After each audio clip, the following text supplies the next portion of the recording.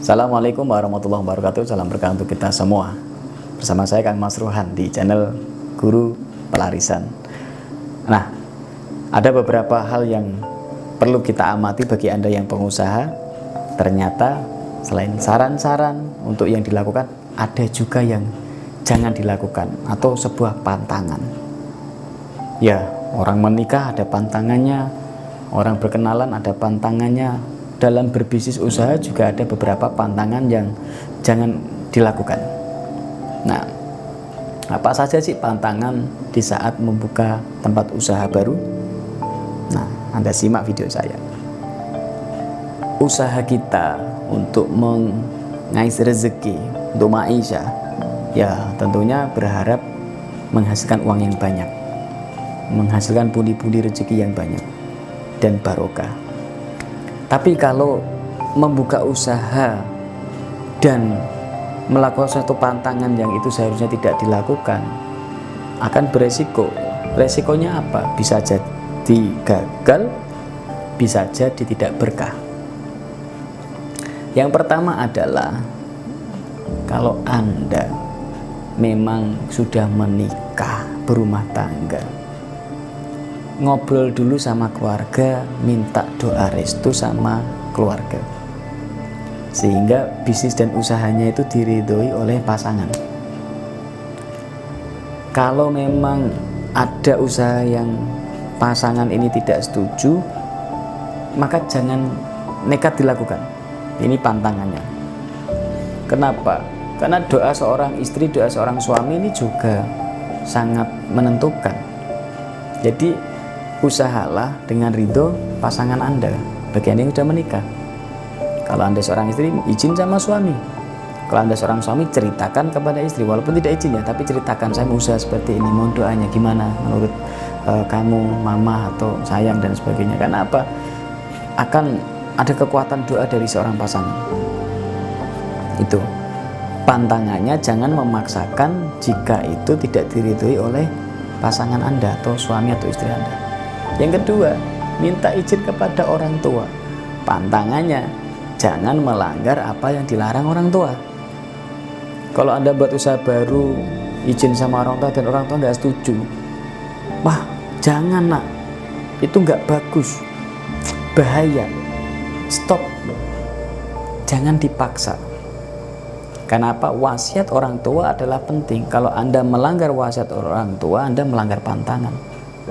Karena bahaya kalau Anda berbisnis dan usaha dan orang tua tidak ridho. Karena orang tua adalah waliullah, wali Anda, keramatnya Anda, keramatnya kita sebagai seorang anak.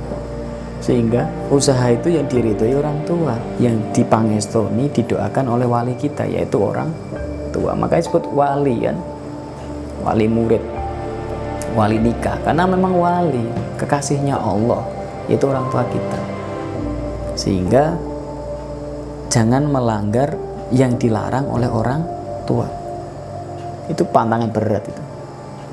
Misalkan Anda mau usaha apa ya, makanan misalkan, orang tua bilang jangan, nenek moyang kita turun temurun nggak ada yang jual makanan dan itu nggak boleh sama eyang, ya jangan dilakukan.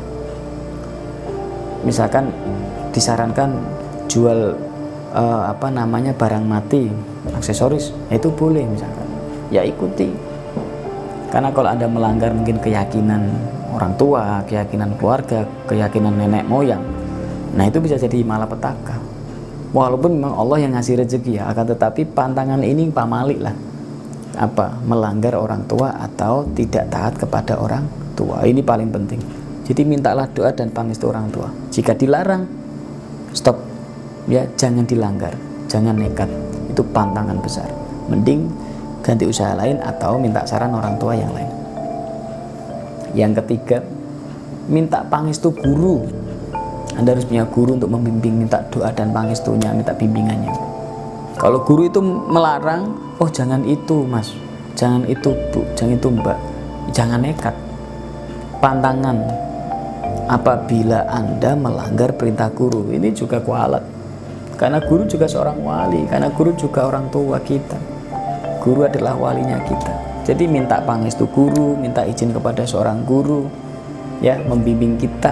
Betul, ahli spiritual, kiai atau siapapun yang Anda anggap guru, yang Anda hormati, pantangannya tidak boleh membantah atau memaksakan sesuatu yang memang tidak diizinkan oleh guru, karena akan fatal. Itu. Yang berikutnya, yang keempat, usahakan jangan berdagang di atas kuburan. Nah ini, ya walaupun ada yang laku akan tetapi barokahnya loh.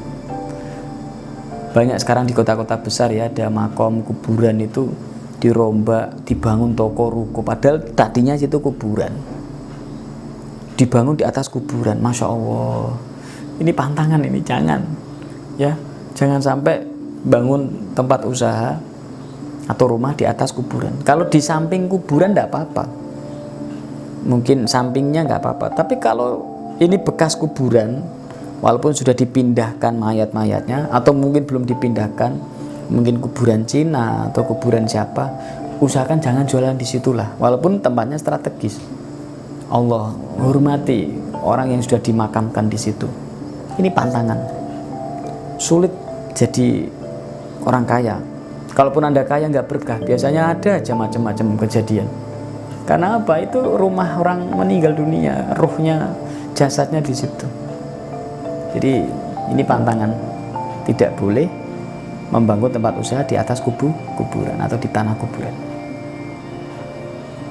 Yang berikutnya, tidak boleh membuat usaha atau bisnis di tanah wakaf yang tidak ada pengaturan yang jelas. Misalkan ada wakaf masjid, wakaf pesantren. Kalau memang ini sudah jelas diizinkan untuk berbuat bisnis, untuk upaya memunculkan ekonomi bisnis dari wakaf, nggak apa-apa.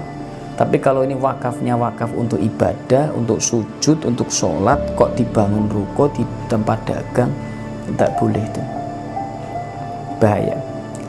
Jadi wakafnya untuk apa? Kalau wakafnya memang untuk masjid, ya dibuat masjid.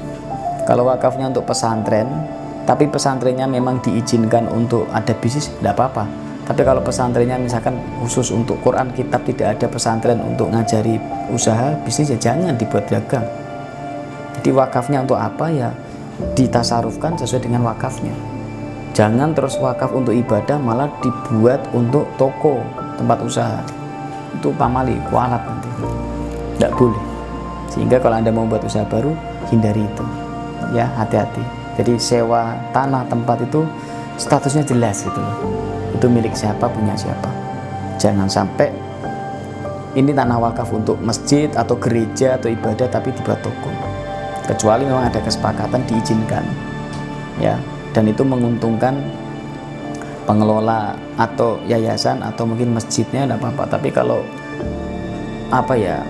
mandorotnya ini loh, keuntungannya dan kerugiannya kalau memang lebih banyak mandorotnya, lebih banyak nggak bagusnya, ya jangan, hindarilah kalau bisa.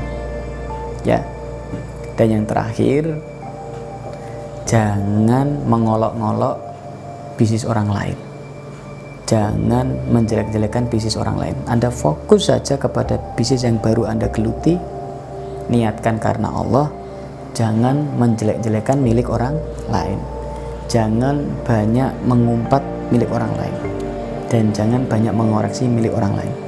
Tapi berdaganglah fokus karena minta ridhonya Allah, karena mengharap rahmatnya Allah, dan berprasangka baik bahwa usaha Anda insya Allah akan berhasil.